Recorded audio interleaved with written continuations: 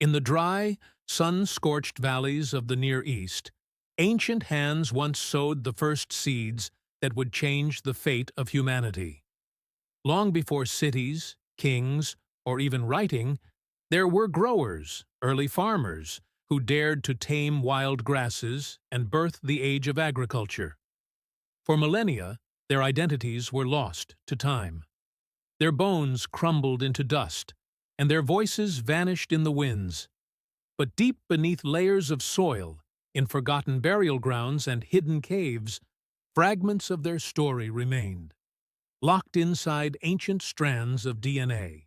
Now, using cutting-edge genetic technology, scientists have unearthed the truth. From microscopic traces in 10,000-year-old teeth and bones, they've reconstructed the biological profiles of the world's first cultivators. And what they found defies everything we thought we knew about human history. These weren't just farmers. They were genetically distinct pioneers, originating from places we never expected, moving in patterns we couldn't predict. Who were these mysterious growers? Where did they really come from? And what secrets does their DNA still hold? Around 12,000 years ago, the world stood on the edge of a transformation. As the Ice Age retreated, fertile lands emerged across the Fertile Crescent, stretching through modern-day Turkey, Syria, Iraq, and Iran. It was here that a handful of human groups began a silent revolution. They planted wheat and barley, domesticated goats and sheep, and built the first permanent settlements. This moment, known as the Neolithic Revolution, marks one of the most pivotal shifts in human history, from nomadic hunters to sedentary growers. But, for decades, the origin of these early agriculturalists remained a puzzle. Were they one unified people spreading farming across the land? Or did agriculture arise independently among separate groups? Archaeological evidence only went so far. Broken tools, burned grains, the occasional burial. Nothing could reveal the biological identity of those who sparked the world's first food production systems. That is, until geneticists turned their gaze to the past. Using ancient DNA, they began uncovering a deeper layer of the story, one that shows farming may not have a single origin at all, but instead a complex web of isolated communities connected by one shared purpose: survival through cultivation.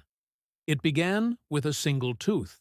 Buried deep within a cave in the Zagros Mountains of western Iran, archaeologists uncovered the remains of a young individual who lived over 10,000 years ago.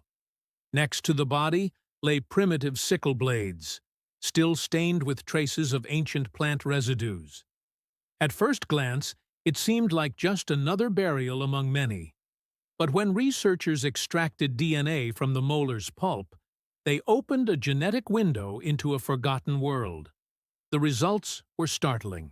The genome didn't match the known profiles of early European farmers or neighboring Anatolian populations. Instead, it revealed a lineage never seen before, one that appeared isolated yet sophisticated. As more samples emerged from sites across the Fertile Crescent, from Sayonu in Turkey to Tel Ramad in Syria, a pattern began to form. Multiple groups, genetically distinct, were independently engaging in early cultivation, often with unique crops, techniques, and timelines. This wasn't the story of a single tribe spreading agriculture. It was a mosaic, a convergence of isolated innovators, each shaping the future in their own corner of the world. To untangle this complex web, scientists launched an unprecedented international collaboration. Teams of geneticists, archaeologists, and bioinformaticians collected over 100 ancient human remains, spanning from 12,000 to 7,000 years ago. Each sample required meticulous handling: teeth and bones pulverized under sterile conditions, DNA extracted molecule by molecule. The data was fragmented, degraded, contaminated by millennia of decay. But within that chaos, patterns began to emerge. Using genome-wide analysis and statistical modeling, researchers mapped the ancestral backgrounds of early growers across regions. What they found stunned the scientific community. At least 3 genetically distinct populations had independently transitioned to farming. In the Zagros Mountains, one group cultivated wheat, while isolated from the Levantines, who were domesticating legumes and figs. Meanwhile, a third cluster near Anatolia developed their own techniques, separate yet parallel in their innovation. These weren't scattered outliers. They were sophisticated cultures with unique adaptations.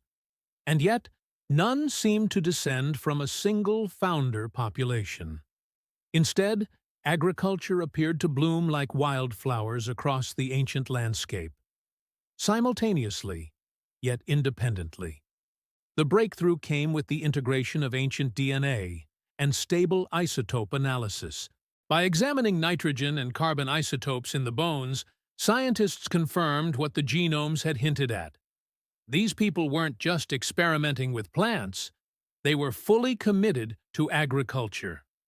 Their diets showed a heavy reliance on cultivated grains and domesticated animals, aligning perfectly with their genetic profiles.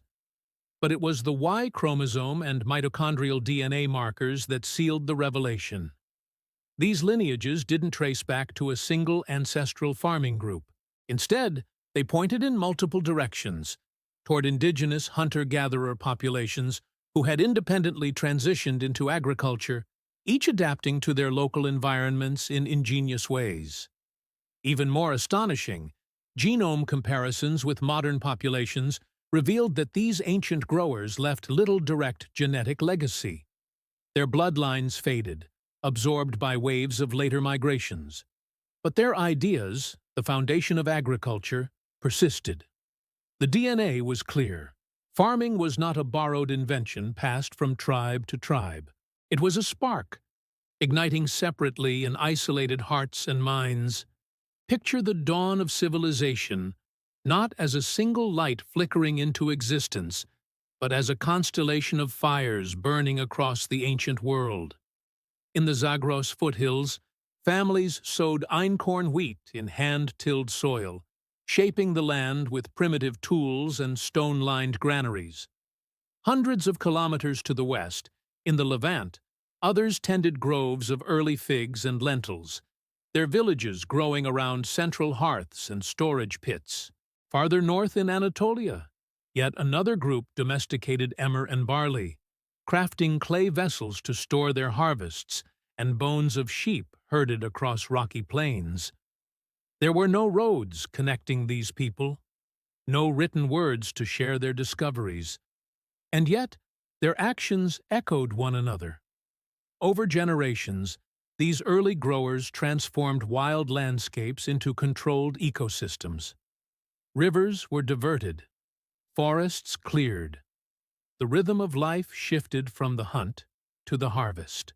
Each region developed its own traditions, tools, dwellings, burial rites, yet all moved toward a singular revolution, the birth of agriculture. This was not a spread of people. It was a spread of ideas, born from necessity, nurtured by ingenuity, and etched into the very DNA of humanity's first civilizations. The discovery of multiple genetic lineages among early growers has shattered the myth of a singular origin of farming. Instead, it reveals a far more complex, awe-inspiring truth. Agriculture emerged as a shared solution to a changing world, crafted not by one people, but by many. Isolated by geography, yet united by necessity, these ancient innovators lit the first sparks of civilization in complete independence. Their genes may have vanished, but their legacy thrives in every field we plant, every harvest we reap, and every civilization built upon that foundation. As science continues to decode ancient DNA, more forgotten pioneers will return from the shadows, whispering secrets buried for millennia. What other truths still lie hidden in the bones of our ancestors? If this glimpse into humanity's earliest roots fascinated you, don't forget to like, subscribe, and explore our other episodes diving deep into ancient mysteries and groundbreaking discoveries. Because the past is just beginning to speak.